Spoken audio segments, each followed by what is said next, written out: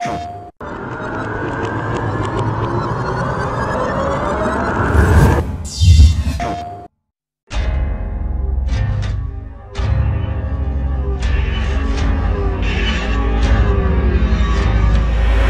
focus of this game has always been about these characters, and every decision we've made has always been, how do we show off this relationship? How do we show off this bond? How do we build Joel and Ellie over the course of the entire game and get you to care about each character and then how they relate to one another?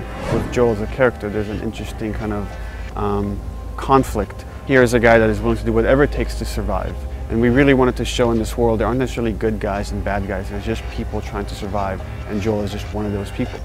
He's tasked with delivering this girl somewhere, and over the course of their interaction, of how they spend time together, they form this unbreakable bond, and they really start seeing them care more and more for each other. So we wanted to show this guy that's pretty cold, cold-hearted, can do terrible things, and yet at the same time can develop this love for this girl where he's willing to do anything to save her.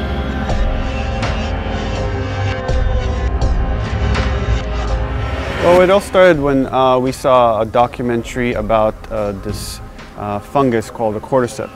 And the way that fungus works is it infects different species of insects. The fungus develops inside them, burrows its way into its mind, and take control, essentially, of the insect. What if this thing jumped species and infected people? And that was the earliest inspiration. And so that was a really beautiful jumping off point to us, because we thought we could do something unique. It wasn't just your typical ambling zombie sort of thing, but we can actually have some science behind it and ground these things. And we don't want to just make the typical like ghoul.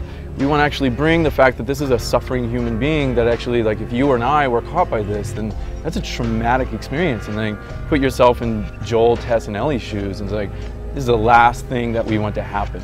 These two stages, these two classes of infected that you're seeing, there's the runners. And they still have a bit of vision, so they could kind of see you if you're moving around. You have to kind of watch out where they're looking. When you're dealing with something that can see you, it's much different than something that is stage 3 of the infection, or what they call the clickers, which is using echolocation, a form of echolocation. And then the clickers, it's all based on audio. So you have to make sure you're not making a lot of sound, you're not breaking a bottle, you're not doing something that will draw them to your location.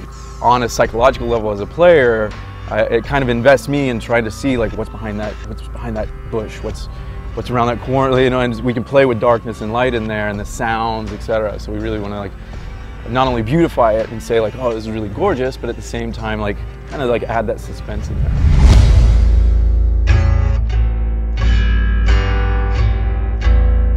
What you want to see is the contrast between the stark reality of the military city and that oppression versus, like, nature reclaiming the earth, what nature has done over 20 years, what the military has done fighting back the infection just to get this small little hovel, like keeping their walls and their people contained, like, okay, we're safe, keep that locked down.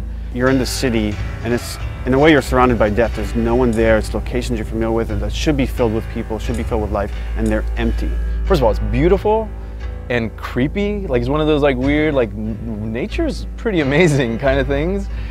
So there's that kind of darkness there, but at the same time, there's this beauty to it, whereas nature is reclaiming the earth and you're seeing all these trees and you're really drawn to explore it. And then you're also seeing the world through Joel's eyes, who's just a survivor. How am I going to get from point A to point B?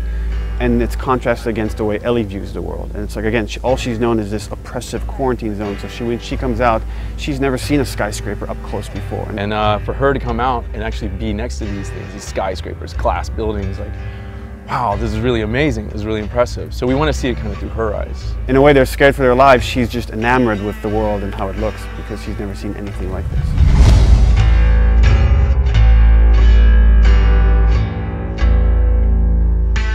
I'm sweating and I'm actually enjoying, and I know how to play these things, and every single time a new emergent situation, like, exposes itself.